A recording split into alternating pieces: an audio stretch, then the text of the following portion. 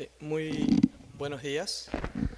Agradecer a las instituciones de la sociedad civil, a las redes, que han hecho posible este espacio de reflexión en relación a un tema altamente trascendente para la vida política, institucional, social, cultural y económica del país. No sabemos si se va a poder colocar la presentación que habíamos preparado, muy breve, porque en 15 minutos en verdad hacer un balance de lo que implica la gestión ambiental y de lo que implica la gestión pública climática en el Perú es una tarea muy compleja. Yo preferiría hablar en todo caso de una contextualización, de un paneo grueso, probablemente de una revisión muy grosera de lo que implica la gestión pública, los avances en gestión pública y básicamente abordar el tema desde la problemática. En los últimos 30 años el Perú ha venido desarrollando todo un marco institucional de políticas y de regulación en materia ambiental que es fundamental comprender desde un enfoque sistémico. No podemos comprender la gestión ambiental de un país como el Perú si no tenemos una visión sistémica. La gestión ambiental no es solamente los marcos regulatorios, la gestión ambiental parte esencialmente de los marcos institucionales. Ese es un tema que nosotros consideramos fundamental y que ha sido materia de las conversaciones del grupo que ha venido trabajando este proceso para poder concretar este momento. El segundo tema que consideramos relevante es el marco de las políticas públicas, ¿no? Miguel Ángel Cornejo decía, bienaventurados los que saben lo que quieren porque son los únicos que sabrán cuándo han llegado. Y las políticas públicas en buena cuenta son eso. Las políticas públicas son las visiones de corto, de mediano y de largo plazo por las que queremos transitar para concretar los objetivos estratégicos que en materia ambiental un país como el Perú debería tener. Y en tercer lugar, los marcos regulatorios, que son los mecanismos de implementación de esas visiones estratégicas y de las políticas públicas. A partir de estos tres niveles es que podemos diagramar una reflexión de contexto de en dónde estamos y hacia dónde queremos llegar. Hemos abordado dentro del equipo de trabajo, y aquí quiero saludar particularmente el trabajo de Lady Cotrina, de Pronaturaleza, de Beatriz Salazar, de CEPES, de Nina Pardo, de Copesca, y en general del equipo de trabajo que ha impulsado esto de manera intensa y probablemente, no sé si muy silenciosa, pero intensamente. Igual también este encargo me lo dio o me lo hizo saber Molvina Ceballos de DESCO cuando estaba yo en medio de una reunión. Así que esta es una reflexión que nosotros consideramos importante. Marco institucional, marco de políticas públicas y marco regulatorio. Lamentablemente, en América Latina en general, pero particularmente en el Perú, los marcos regulatorios se han convertido en la política pública. Es decir, no tenemos una visión estratégica, no tenemos una visión de corto, de mediano y de largo plazo de hacia dónde queremos transitar con las potencialidades ambientales y con las potencialidades de recursos naturales que tiene un país como el Perú. Las reglas legales, las normas legales, las regulaciones se han convertido en la política pública. Y muchas veces el no tener una política pública es parte de los esquemas de política pública. Podemos ir transitando como país sin política pública y esa es una manera de hacer política pública. Consecuentemente, allí vemos que necesitamos una reflexión integral al respecto. Temas tales como el marco institucional y la flexibilización de los marcos institucionales para favorecer, bajo la lógica de que favorecer los procesos de inversión privada, ralentizando, flexibilizando o debilitando los marcos institucionales puede dinamizar los procesos de economía y de crecimiento material de un país. Creemos como sociedad civil que ese es un tema pendiente.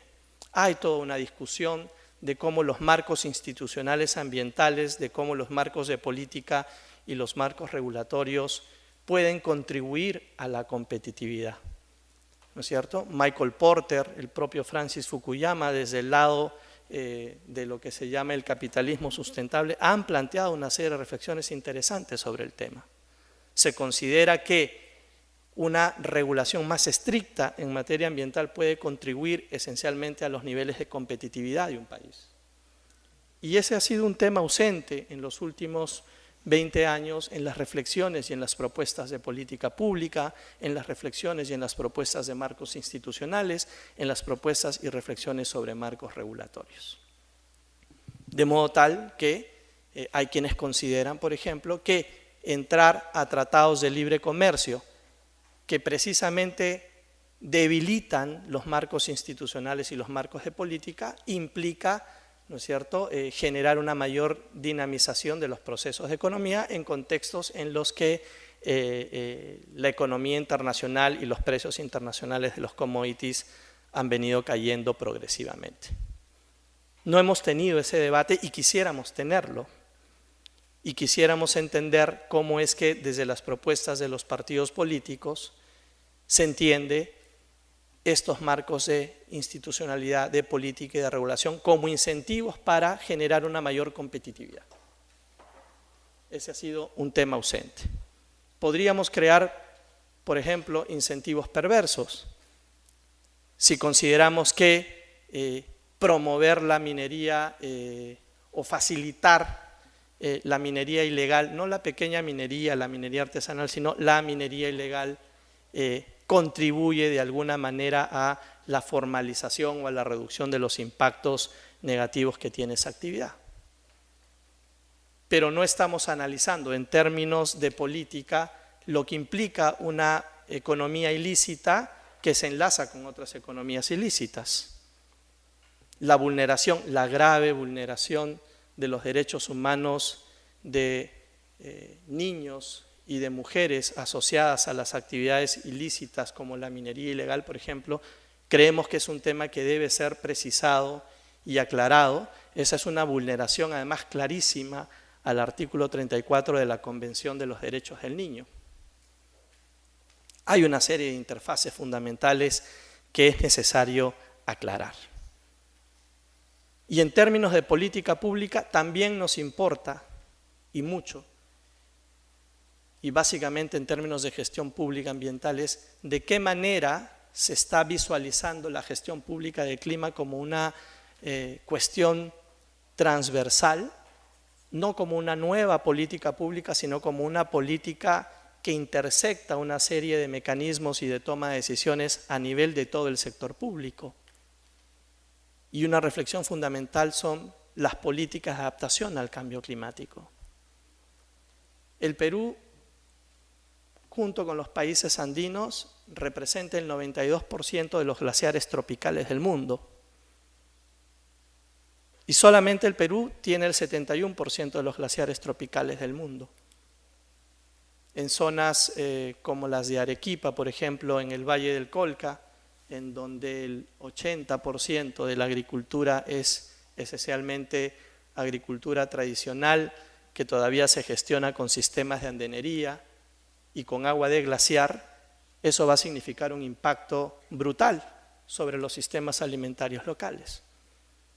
¿Qué previsiones en términos de política pública estamos tomando para precisamente contener o de alguna manera compensar los efectos negativos del cambio climático en sistemas agrícolas tradicionales? ¿Qué políticas de diversidad biológica agrícola y de conservación in situ de la diversidad biológica agrícola vamos a implementar en estos contextos? Si consideramos que el cambio climático afecta esencialmente en países de alta montaña como el Perú y en general en los países andinos los sistemas agrícolas, creemos que va a ser fundamental entender como un segundo tema precisamente cuáles son las visiones estratégicas para compensar esos daños que tienen que ver con agua, agricultura tradicional, gestión de ecosistemas de montaña. La agricultura tradicional provee el 80% de los alimentos que se consumen en el país. A veces de una manera un poco cínica le llamamos agricultura de supervivencia o pequeña agricultura, pero es esencialmente una agricultura que sostiene el 80% de la alimentación del país. Y no tenemos políticas claras frente a eso. Inclusive, y este es un dato de propuesta ciudadana que estuvimos revisando, en los últimos 10 años se ha disminuido la inversión en agricultura tradicional y se ha incrementado la inversión en carreteras. Ese es un contrasentido frente a la implementación de políticas de adaptación para el cambio climático. Y en términos de lo que tiene que ver con gobernabilidad o gobernanza ambiental y conflictividad social, allí también creemos que hay una cuestión pendiente que es necesario entender con mayor profundidad. Temas como el de el due diligence ambiental y social para subir los estándares de las operaciones ambientales de proyectos de minería, petróleo y energía. ¿Por qué solamente cuando un proyecto de inversión privada, cualquier proyecto de actividad extractiva, obtiene un financiamiento de un organismo multilateral como el Banco Mundial o como el Banco Interamericano de Desarrollo, solo en esos casos se aplican esos estándares internacionales? ¿Por qué no podríamos adoptar esos estándares para la gestión ambiental y socioambiental de los proyectos de inversión en el país? Los conflictos socioambientales que se han generado en el país están repletos de mesas de diálogo, de mesas de alto nivel y de acuerdos que nadie sabe en dónde acaban. La Ley General del Ambiente tiene un mecanismo que es el arbitraje ambiental, que podría ser una manera de avanzar hacia acuerdos explícitos y formales que lleven a las partes a construcción de procesos de confianza. El propio Banco Mundial en el 2005 planteó un mecanismo que nosotros consideramos interesante, que es el Ombudsman o el Defensor para las actividades extractivas. Entonces, hay una serie de mecanismos que están planteados, no necesitamos reinventar la rueda, que nos permitirían transitar hacia una gestión ambiental eficiente y competitiva. Este